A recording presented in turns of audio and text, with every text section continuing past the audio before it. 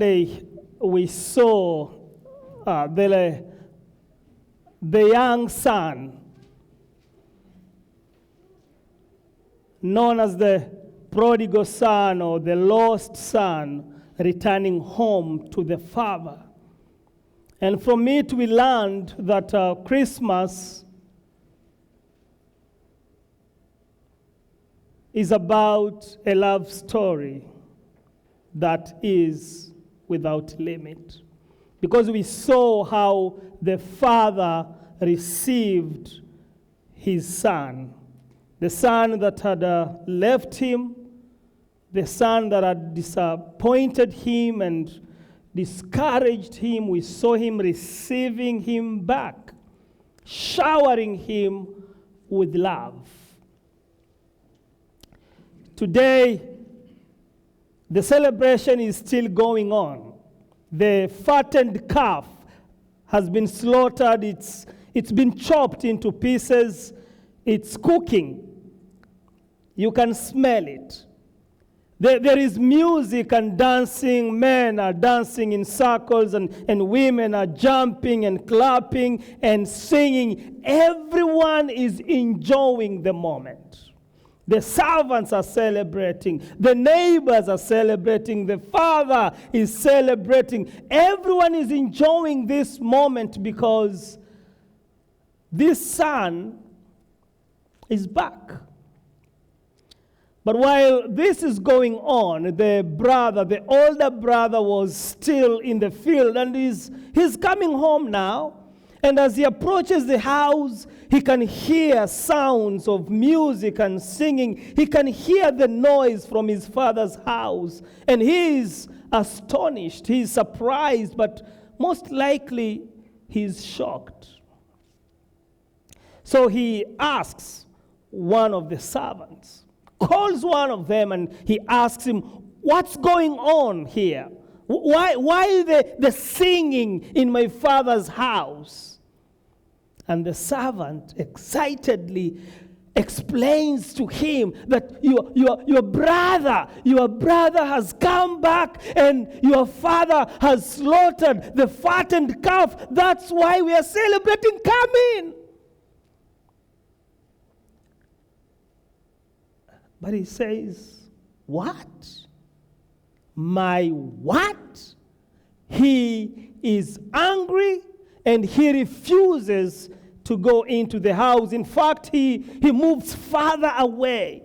So this servant, because he wasn't expecting this kind of response from the brother, he decides to rush into the house and report that to the father.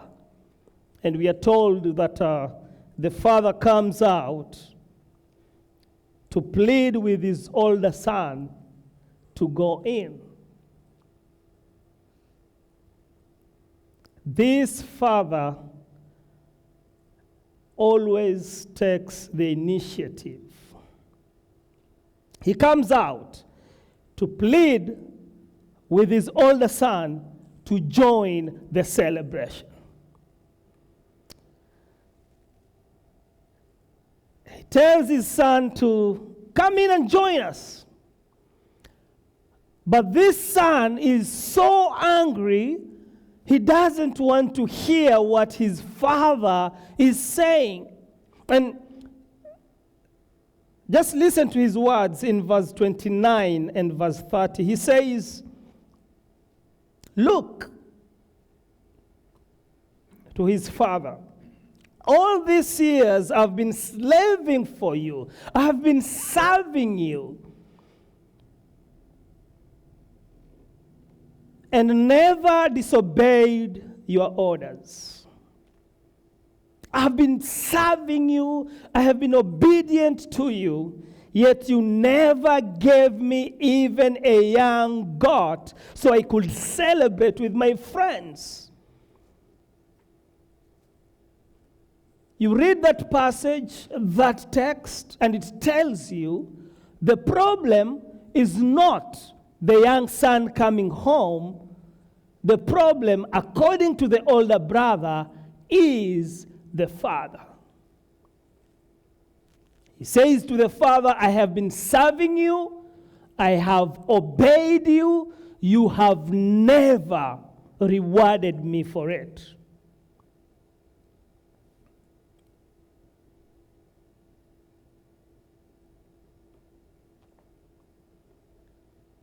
And then he continues in verse 30, but when this son of yours, he's not even calling him his brother, when this son of yours, he's detaching himself from him. He wants nothing to do with his brother. You know, if this was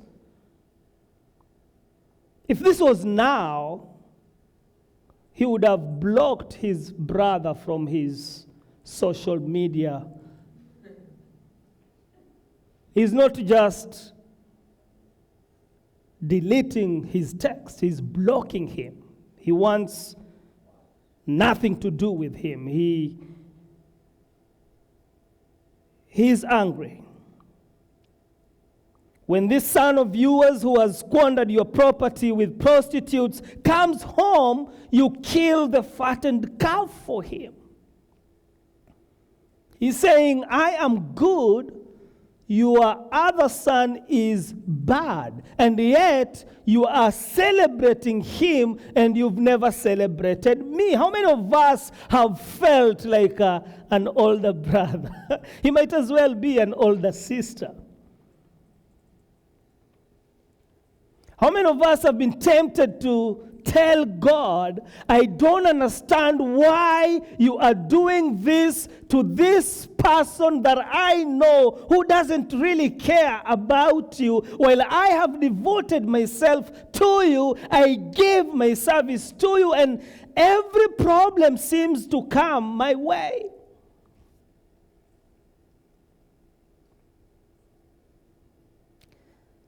Listen to the father's response. In verse 31, the father says, my son, you are always with me, and everything I have is yours.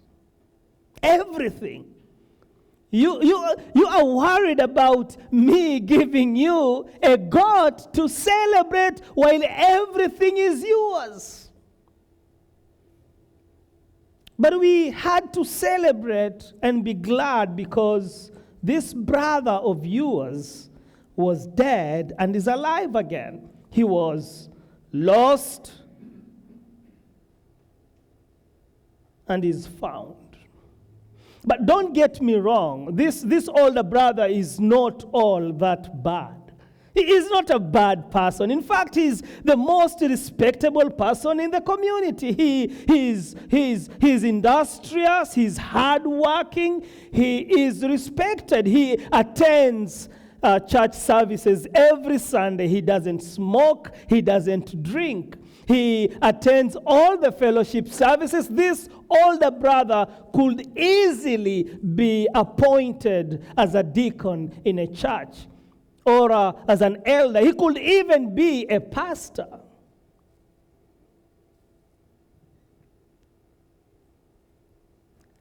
But he has a relationship problem with the father.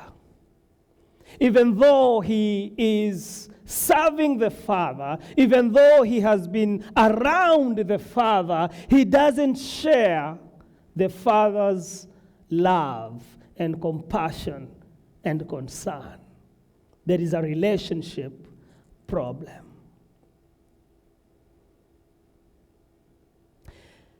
Just like the younger son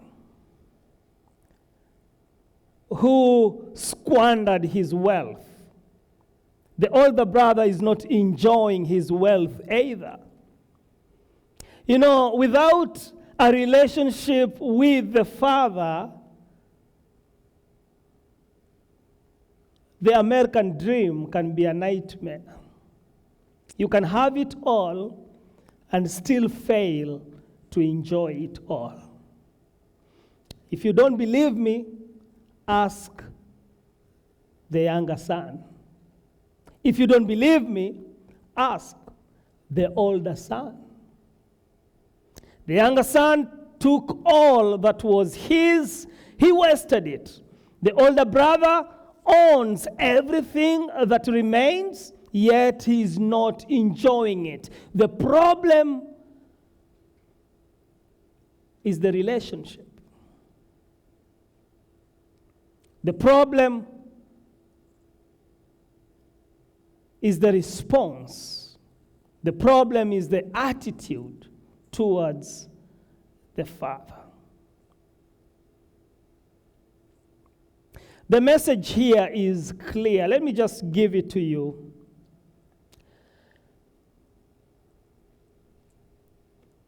What we believe about God influences how we respond to situations.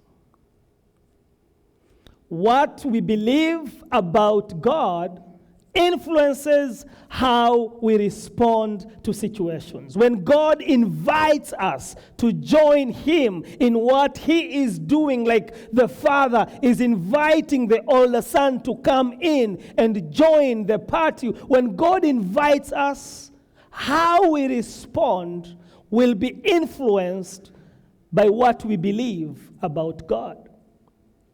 When you find yourself between a rock and a hard place, how you respond will be influenced by what you believe about God.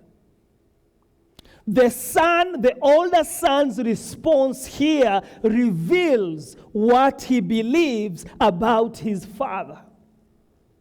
And this is what he believes. He believes that the father does not appreciate him. He says, "For many years I've served you, yet you have never given me even a goat." He believes that the father does not appreciate him. He also believes that the father is wrong for honoring his brother. He believes that this celebration is unreasonable, it's unconstitutional, it's a waste of time and resources. In other words, he believes that the father is making a mistake.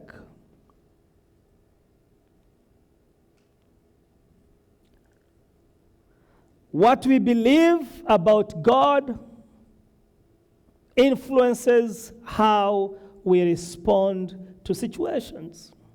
When you find yourself in need, any type of need, if you believe that God is denying you, it's going to affect how you're going to respond. If you believe that this God is faithful and he is not denying me, it's probably not the right time. He's probably teaching me something. He has the best interest for me, you will respond differently. Regardless of where we are, regardless of what we are doing, our response will always be influenced by what we believe about God. As hard and as unpleasant that may sound, it is the truth. The older son dares to blame his father for not recognizing his effort. Where was he when his father was praying for his brother's return? Where was he when his father was almost dying in anguish, hoping that his son would come back? Where was he when the father was always looking forward for his son's return? Where was he? You see, it is difficult to share in the blessings when we don't share in the difficulties. It is difficult to appreciate God for what he does in our lives if we don't appreciate him for everything else. The older son has a relationship problem. And what he thinks about his father is influencing his response. You may be tempted to think, I don't think he loves his brother, but that's not the problem. He's not blaming the brother, he is blaming the father.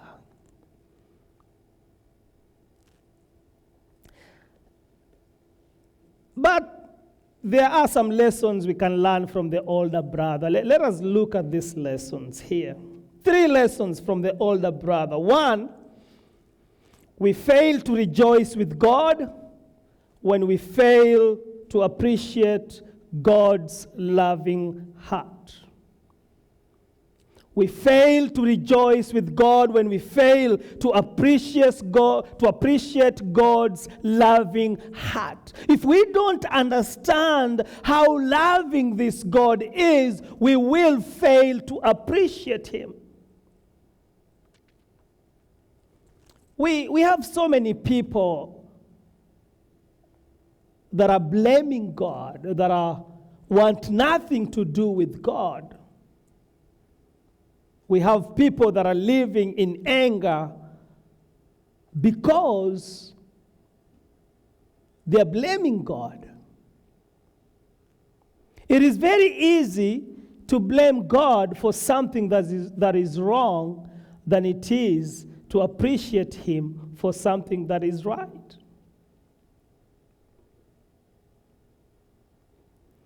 Because it is easier to say, why is God doing this? Than it is to say, thank you, God, for doing this.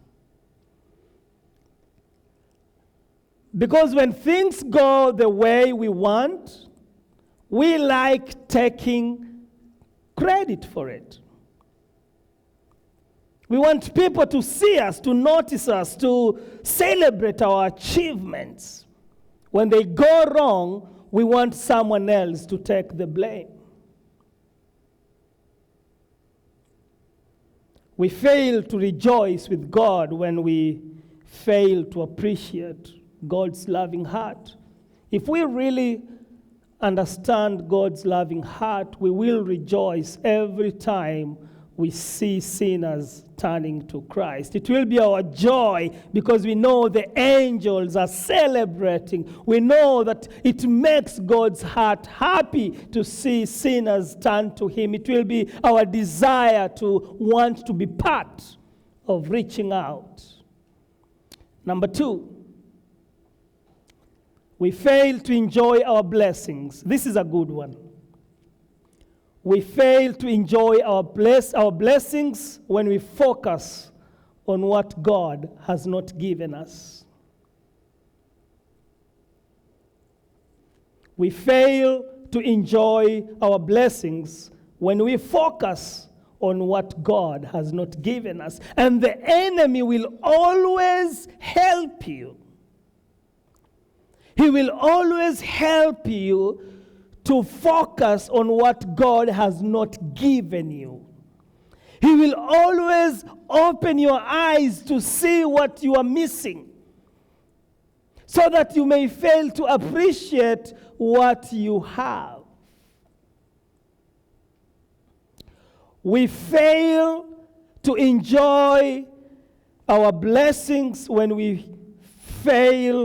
focus on what God has not given us. This is the enemy's trick. It's the same thing he did to Adam and Eve. Only one fruit was forbidden, and yet the enemy succeeded in making them focus on that one fruit. There were so many other fruits available, but when they focused on what was forbidden, they failed. There's a hymn that I like reminding us of. It says, count your blessings. Have you not heard this hymn? Count your blessings, name them one by one, and it will surprise you what the Lord has done.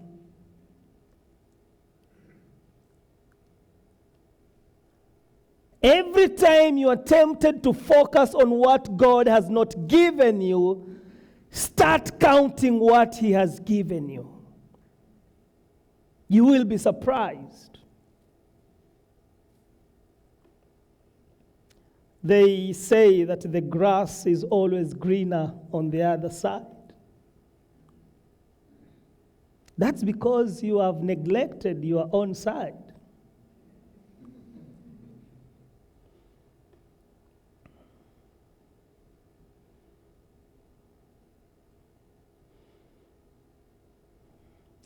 Number 3, we have a distorted view of ourselves when we have a distorted view of God. We have a distorted view of ourselves when we have a distorted view of God. We will never see ourselves clearly if we don't see God clearly. It says in Psalm 139, David says, I will praise you, for I am fearfully and wonderfully made. Marvelous are your works, and that my soul knows very well. Psalm 139, verse 14. Isaiah in chapter 6, he says, the year that King Uzziah died, I saw the Lord. He saw the Lord in his presence, and when he saw the Lord seated on his throne, his eyes were opened. He saw himself, and he says, oh, woe unto me, for I am a man of unclean lips.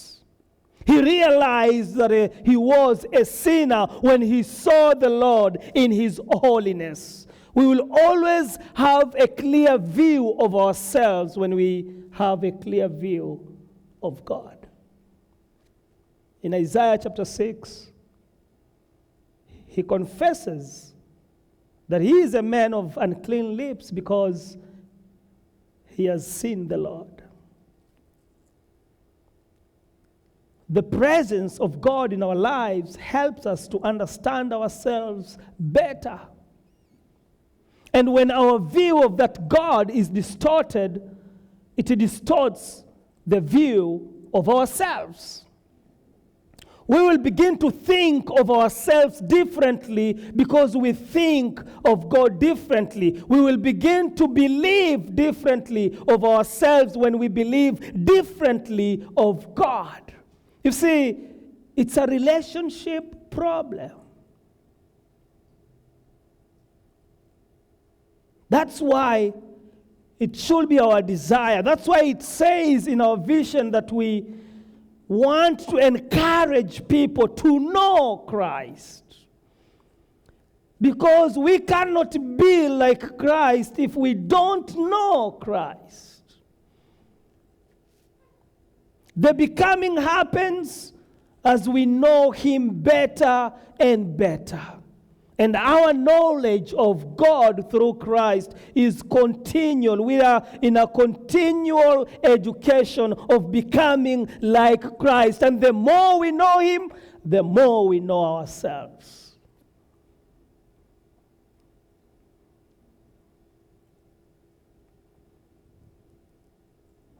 If you have been saved for 5 years, 3 years, 2 years, 10 years, and your behaviors today are the same as they were,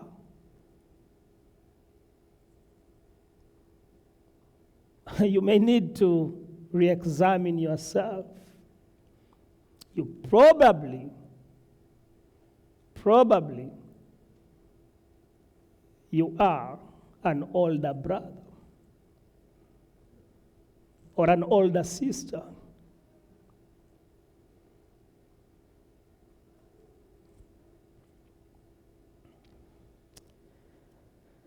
This older brother would be the first one to want to celebrate with the father if he had known the Father. It is sad when you are in a relationship and the other person is hurting, is paining, and you don't know about it. How does that feel? You are in a relationship, the other person is crying, but you are not sharing in that pain. It is more even harder as a church when we are here as a family, and when one of us is crying, one of us is hurting, and we don't share in that pain. That's not the kind of relationships, the kind of community, the kind of a family that God wants us to be. Because when we understand God, we realize that He shares the pain of His people. He grieves with them. And the more we know Him, the more we know ourselves. For those that struggle with their own self-esteem, do you know what your problem is? Your problem is not the abilities that you don't have. Your problem is your understanding of God. Because when you understand this God, you will realize that He has provided everything that you will need. When you focus on Him, you will realize that you will have a better view of yourselves. You are a better person than you think of yourself when you see yourself from God's perspective. Because you will not just rely on your strength. You will rely on His strength. You will understand that without Him, I can do nothing, but with Him, I can do all things. We have a distorted view of ourselves when we have a distorted view of God.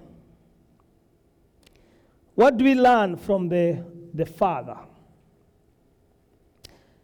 2 lessons from the Father. One, I told you last week that this Father is here to represent God. He's a portrait of God.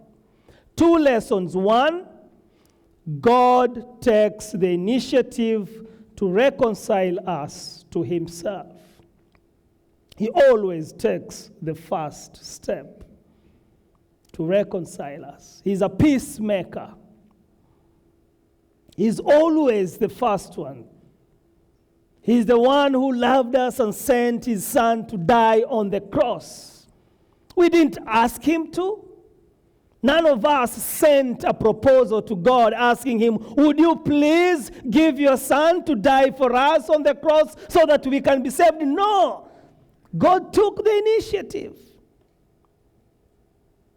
He always desires to reconcile us to Himself. That's why He has provided everything that we need for us to have a relationship with Him. If you don't know Jesus Christ, if He is not yet your Savior, please know that God has done everything that is needed for you to have a relationship with Him. It's not about God anymore. It's about you. It's about you accepting who you are, believing what God has done, and responding to God's invitation to be saved. God takes the initiative to reconcile us to Himself. Number 2, God always wants the best for His children. Always. You can see it in this Father. He receives the younger son, showers him with His love, slaughters the fattened calf, celebrates his return. When he hears that his older son is outside the house and is hungry, he goes out to plead with him so that he may come in, always wanting the best for his children.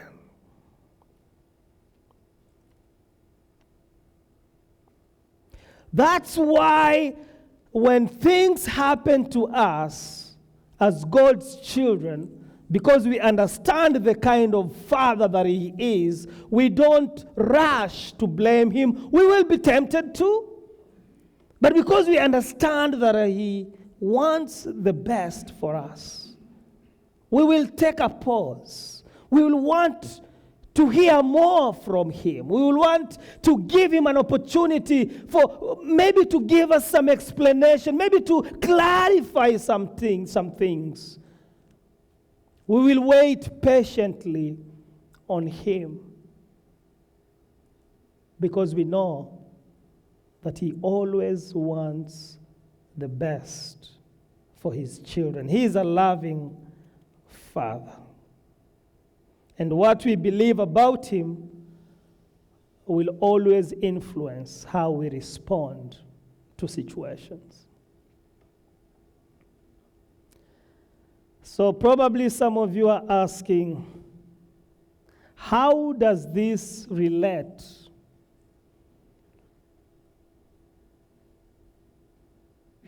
to the new year? How does it relate? Where is the relationship? Thank you for asking. It's not a secret that 2020 has been a roller coaster. It's been a year like no other, a year that has masked all of us, regardless of our faith, regardless of our backgrounds. It's been a year that has tested our faith. It has tested our confidence. A year that for many, it has been a year of disappointments, sorrow, and grief. Let me just give you the events that have happened in 2020 in a nutshell. First, it was the coronavirus that is estimated to have infected millions of people and taken thousands of lives. Over 750,000. And then President Trump endured an impeachment. He was later acquitted by the Senate, followed by the killings of George Floyd and others that sparked both peaceful and violent protests.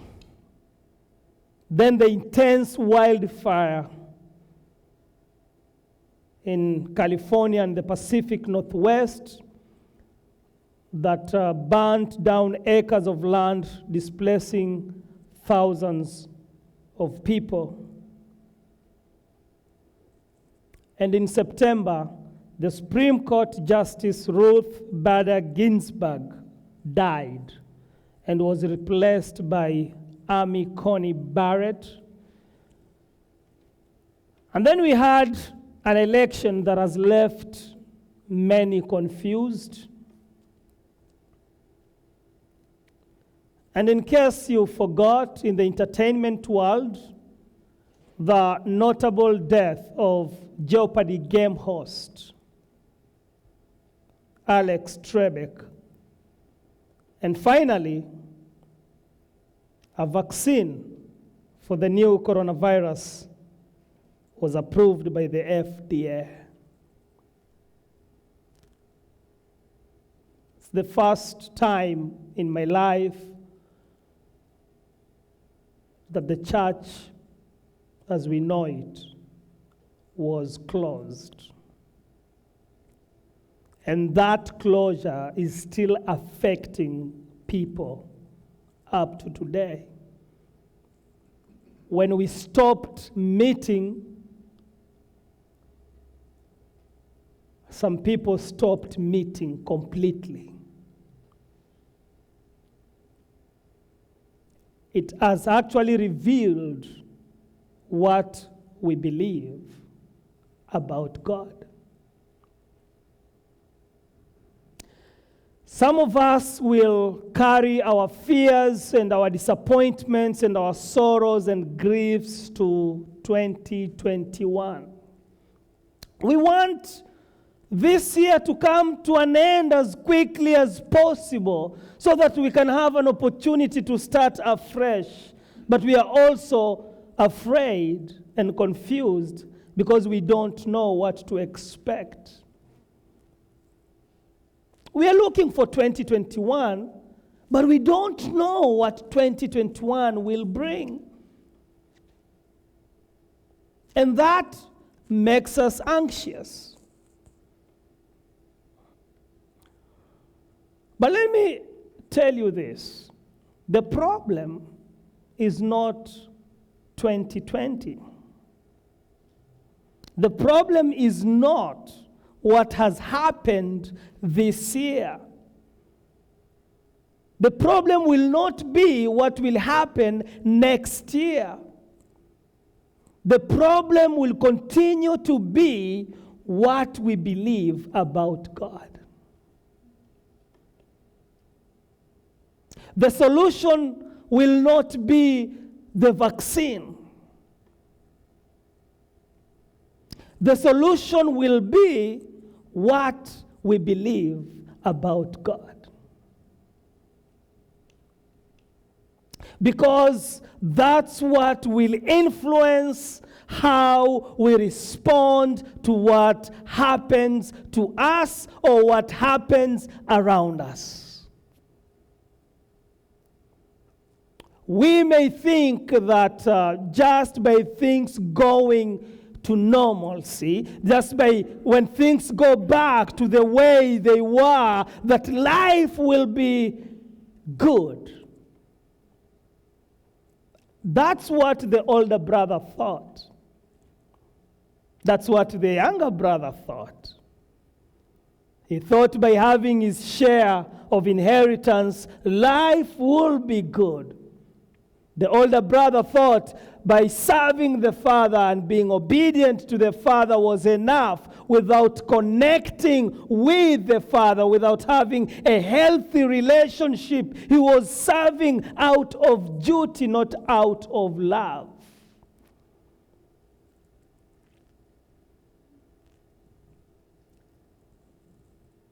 The problem will continue to be what we believe about God, and the solution will continue to be what we believe about God, because that's what will influence our response. This parable ends with the older brother outside the house, outside the father's house. It began with the young son leaving the father's house. It ends with the older brother outside the father's house. I think it's intentional.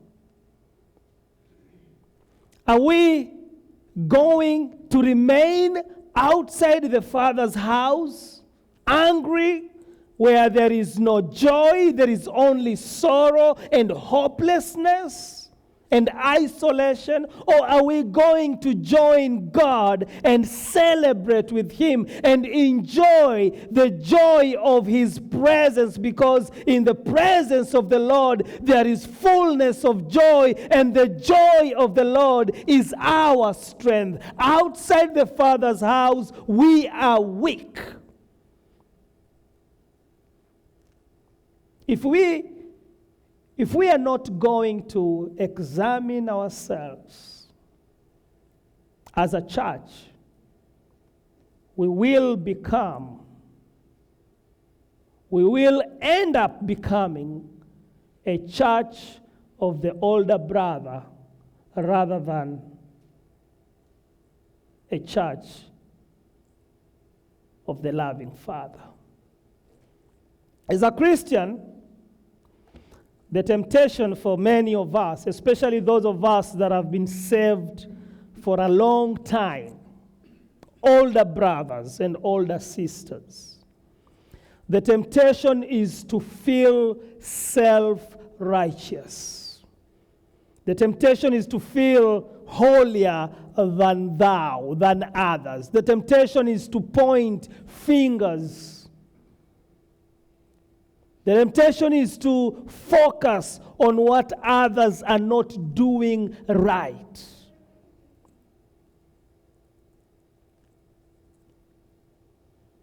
If we don't examine ourselves, we will end up being older brothers and older sisters. We will fail to enjoy what God is doing in our lives because we will be so much focused on what we think He should do in other people's lives. Now, I'm not saying we should encourage unbiblical behavior. We don't do that. We don't encourage sinful behavior here. We don't. But we also know that God has called us to be like Him. He has called us to seek reconciliation. He has called us to love, to forgive, to accept. He has called us to be like Him. We want to continually connect with the heart of God because we are God's children. And because of that, if we see you doing something that is wrong, we will tell you. We will tell you what you are doing is wrong. It is sin. You may like it or not, but we will tell you because we love you. Because we want you to join in the celebration. Because we want you to become better than you are. We want you to grow. Because what we believe about God will influence how we respond. And if we believe that God hates sin, we will have to respond that way.